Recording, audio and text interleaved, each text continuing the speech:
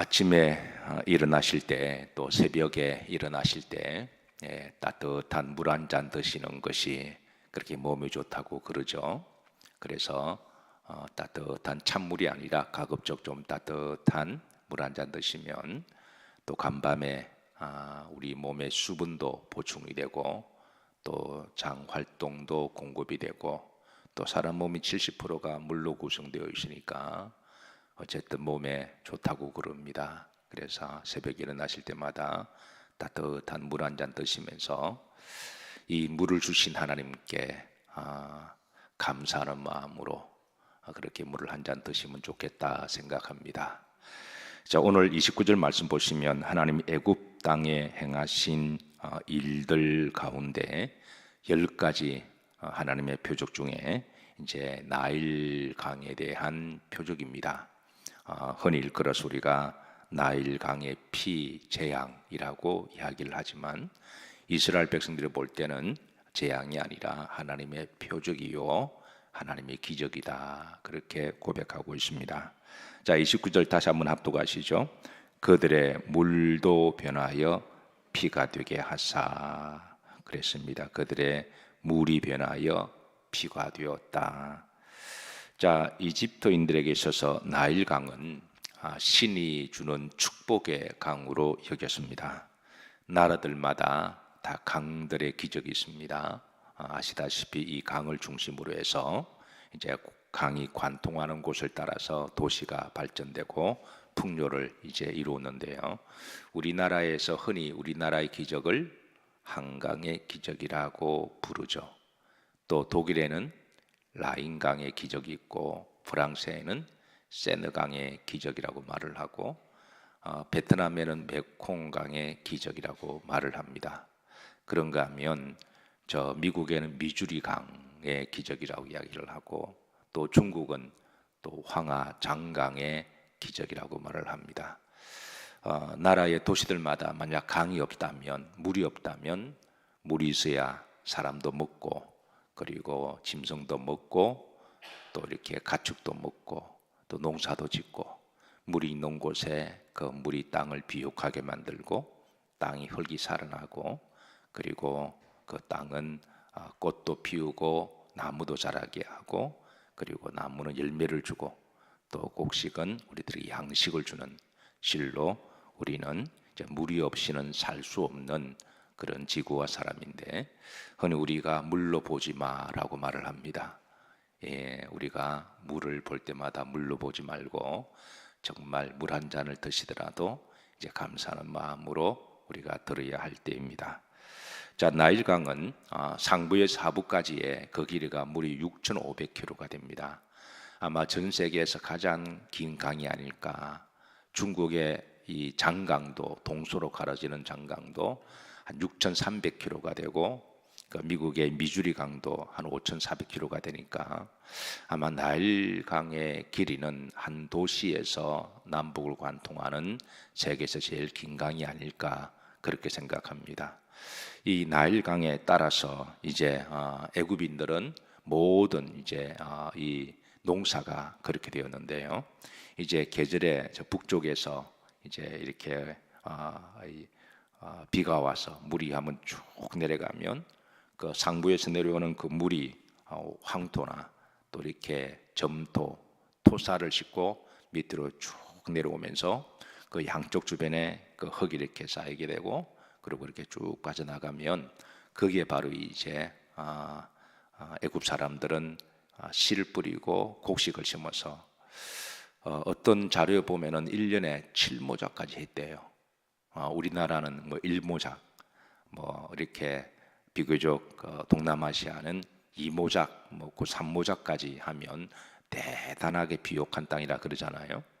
근데 7모작을 했으니까 햇빛은 쨍쨍 내리쬐고 그리고 물이 지나가는 곳에는 거기에 각종 비옥한 이제 그 흙들이 그 주변에 있으므로 이렇게 뿌리기만 하면 7모작 같으면 거의 한 달 반마다 그 2달마다 어떤 경우는 한 달마다 뿌리면 바로 쑥쑥쑥 자라서 그래서 바로 이렇게 수확을 했다 그러니까 그 나일강이 주는 그 비옥함이라고 하는 것은, 그래서 그 당시는 세계 곡창지대가 나일 강가라고 말을 하고, 거기에서 이제 수확을 해서 이제 애굽의 전역으로 이렇게 또 이렇게 곡식을 제공하고, 그리고 지금은 이제 그 애굽이 사막화가 되어서 이 남북으로 쭉 관통된 큰 나일강 주류를 보지만, 예전에는 그 큰 강 옆으로 지류 강들이 많아서 애굽의 전역으로 그 강 지류들이 뻗어 있었다 그러죠.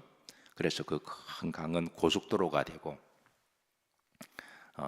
뭐 요즘은 우리가 고속도로 만들 때는 아스팔트를 깔고 그 위에 또 뭐 이렇게 다지고 그 밑에 모래를 깔고 자갈을 깔고 이렇게 많은 인건비가 그렇게 또 물류가 제공되지만, 그냥 그 당시는 천연 자연이 바로 고속도로였고, 그래서 그 고속도로를 통하여 애굽 전역으로 그리고 이제 물류를 제공하고, 그리고 또 그 나일 강지류는 다른 나라 인근의 나라까지도 다 뻗어 있어서, 그래서 이제 엄청난 부를 가져다 주었던 강이 바로 나일강이었습니다. 그리고 그 나일강에서 아주 풍족한 어류 자원들이 많아서, 그래서 어부들은 나가서 고기를 낚아 올리며 어부의 노래를 부르고, 농부들은 씨를 뿌릴 때마다 한 달, 두 달마다 곡식이 막 자라니까 농부들은 환희에 또 주수를 하고, 또 사람들은 그 물을 끓여서 물을 먹고. 만약 우리나라에 저 팔당댐이나 이 한강이 없으면 아마 물을 어떻게 해야 될까요? 아마 살지 못하거나 전량 수입해야 되지 않을까요? 그래서 그 물을, 도시를 풍족하게 만들었고, 또 그 물이 있어서 또 아이들이나 여인들이나 깨끗하게 목욕도 하고, 그래서 여러분, 한 나라의 도시에 이렇게 물이 간통하고 물이 많다고 하는 것은 축복입니다. 그래서 나일강의 기적은 바로 애굽의 기적이라고 말했고, 말하기를 나일강이 없으면 이집트도 없다라고 말할 정도로 정말 풍요를 주고 물질을 주는 그런 번영의 그런 강이 바로 나일강이어서, 그래서 애굽 사람들은 나일강은 저들이 믿는 신들이 준 강이다라고 말할 정도였어요. 그런데 문제는 저들이 이 나일강을 신격화시켰습니다. 나일강에는 세 종류의 신이 산다고 믿었는데, 첫 번째는 하피라고 하는 신인데, 이게 나일강을 통치하는 남신으로 여겼고, 두 번째는 이시스 신인데 이거는 여자 신입니다. 세 번째는 크놈이라고 하는 신인데 나일강을 관리하는 신으로, 그러니까 나일강 워낙 귀하다 보니까 그걸 신격화시키고, 거기에는 세 종류의 신이 있다고 생각하고 아침과 점심과 저녁으로 이제 이게 우상 숭배하는 그런 일들을 흔히 볼 수가 있었습니다. 그래서 하나님이 이 나일강이 피로 변하게 하신 것은 이제 이 두 가지에 대한 하나님의 이적인데요. 첫 번째, 저들의 우상 숭배에 대한 하나님의 심판이었습니다. 저들이 신격화시키는 우상 숭배에 대한 신격하고, 두 번째는 저들이 그렇게 풍요와 물질의 근원이었다고 생각하는 바로 물질에 대한 하나님의 심판이었습니다. 자, 이 나일강이 피로 변하게 되자 그 축복의 강이 이제는 저주와 고통의 강이 되었는데요. 자, 21절입니다. 나일강에 뭐가 죽고 고기가 죽었다. 출애굽기에 보면은 조금 더 상세하게 전해주는데, 나일강에 뭐가 죽고 고기가 죽고, 물이 피로 변하면 물 자체가 심하게 오염됐다는 거거든요. 그러니까 이제 그 물을 사람도 먹을 수도 없고 고기도 먹을 수 없는, 그래서 고기가 죽고 이제 그 물에서는 뭐가 나고 악취가 나고 그랬습니다. 자, 물 자체가 피로 변하니까 물이 오염이 되고, 그리고 그 오염된 물을 먹고 고기가 죽었으니까 그게 더 썩어서 더 심한 악취가 나고, 그리고 흐름지를 보시면 나일강 물을 마시지 못하며 마시지 못하는, 사람의 생명의 근원이 바로 물인데 물을 마시지 못하게 되자 저들은 이제 그 나일강의 물이 저들에게는 이제 고통과 저주의 물이 된 것이죠. 자, 그래서 저들이 한 일입니다. 출애굽기 7장 24절에 보면 합독합니다. 애굽 사람들은 나일강 물을 마실 수 없으므로 나일강 가를 두루 파서 물을 구하였다라 그랬습니다. 그러니까 나일강을 마실 수가 없으니까 나일강 주변에 그 이제 주변에 강을 파서 이제 물을 구했는데, 그 주류에서 뻗어나가는 땅 밑에 지하의 지류도 이미 물이 오염되었기 때문에 그것을 파서 물을 본들 그 지하수 물도 비로 오염되어서 그 물도 마시지 못하는 그런 지경이 되었습니다. 그래서 나일강에 사는 사람들은 이제 사막에 가서 물을 팠는데요. 그런데 여러분, 사막은 물이 판다고 나오는 곳이 아니잖아요. 예. 그래서 저들이 물을 마시지 못하고, 그래서 출애굽기 7장 25절 보십시다. 합독합니다. 여호와께서 나일강을 치신 후 얼마가 지나니라, 이래가 지나니라. 7일 동안에 그 나일강이 핏물이 되고, 그런데 하나님이 7일 기간 동안에 이렇게 위호를 주신 것은 이제 이 재앙을 통하여 애굽 사람들이 이스라엘 백성들을 보내주고, 그리고 나일강의 신들에 대한 하나님의 심판인 줄 알고, 그리고 물질도 주관하시는 분은 하나님이신 줄을 알게 하시고, 그래서 저들이 회개하기를 기다리신 거죠. 자, 사랑하는 성도 여러분, 우리나라에 물이 많다고 하는 것은 참으로 축복입니다. 여러분, 우리나라가 석유는 나오고 있지 않지만 물은 콸콸콸 나오고 있습니다. 수도를 틀면 물이 나오고, 땅을 파면 물이 나오고, 우리나라는 어떤 땅을 파더라도 대부분 물이 나옵니다. 집을 지으실 때 한 지에 한 100m 정도, 어떤 거는 30m만 파고 들어가도 물이 나오고, 미국에서 건축할 일이 있었는데요, 이제 상수도가 연결이 안 되어서 해결 방법은 땅을 파서 물을 끌어올리는 그런 방법밖에 없어서, 그런데 제 생각에는 그런 외진 곳에 이 땅을 파서 물이 나올까 생각했는데, 그 업자가 하는 말이, 목사님 걱정하지 마세요. 안 나오면 더 깊이 내려가면 나온다는 거예요. 그래서 내려갔는데 한 200m를 내려갔습니다. 물이 터져 나왔습니다. 그래서 만약에 물이 없다면 그게 교회를 건축하지 못했을 거예요. 우리나라도 이것도 우리가 지하수를 파면 물 나옵니다. 그래서 우리나라는 어느 곳을 파더라도 땅 속에 물이 이렇게 흐르고 있다고 하는 게 정말 축복이죠.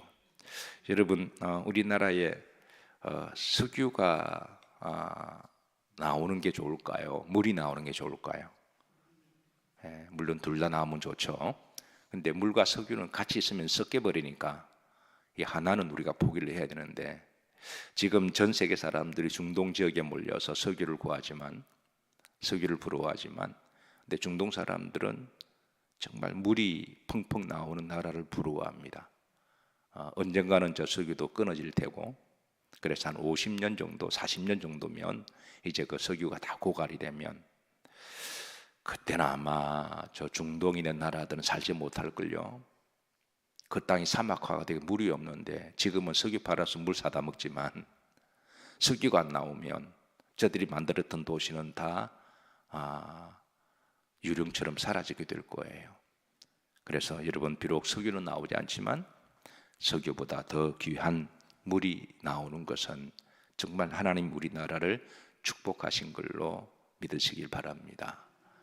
우리나라는 산에 가면 산마다 골짜기마다 산에서 물이 흘러나오고, 그 물이 산에 계곡을 만들고, 그 계곡은 흘러서 개울을 만들고, 그 개울을 흘러서 개울들이 만나서 하천을 만들고, 그 하천이 지나가는 곳마다 땅을 비옥하게 하고, 거기에 물을 끌어들이고 농사도 짓고, 또 가축도 먹고, 또 이렇게 사람도 먹고, 물을 풍족하게 쓰고, 그리고 물이 흘러서 한강을 만들고, 한강이 흘러서 바다로 흘러가는, 그러니까 온 나라에 우리 양재도 양재강을 중심으로 해서 얼마나 또 파크도 만들어지고, 또 벚꽃도 보고 얼마나 좋은가요? 그래서 앞으로 물을 볼 때마다 물로 보지 마시고, 물 한 잔을 마실 때마다 우리가 하나님께 감사하고, 또 물도 이렇게 풍족한 나라지만 그래도 또 잘 전략했으면 좋겠다 생각합니다. 인류가 탐욕 때문에 피조물들이 단식하고 생태계가 파괴가 되어 가고 있습니다. 아직 우리나라에서는 이제 우리가 아직 피조물이 그렇게 많이 환경이 오염되고 우리가 피부로 와닿지 않지만, 그래서 우리가 잘 인식은 하지 못하지만, 그래도 다른 나라에서는 이게 지금 심각한 문제로 지금 이렇게 생존의 문제로 대두되고 있는데요. 그래도 우리 그리스도인들이 여기에 적극 동참하고 기도하고 하나님이 만드신 자연을 잘 관리하고 동산직의 사명을 감당해야 되리라고 믿습니다. 오늘도 우리에게 물을 주신 하나님께 감사하시고 앞으로 물을 보시고 마실 때마다 이제 기도하시고 그리고 오늘도 건강하시고 주 안에서 평안하시기를 주의 이름으로 축복합니다. 우리 찬양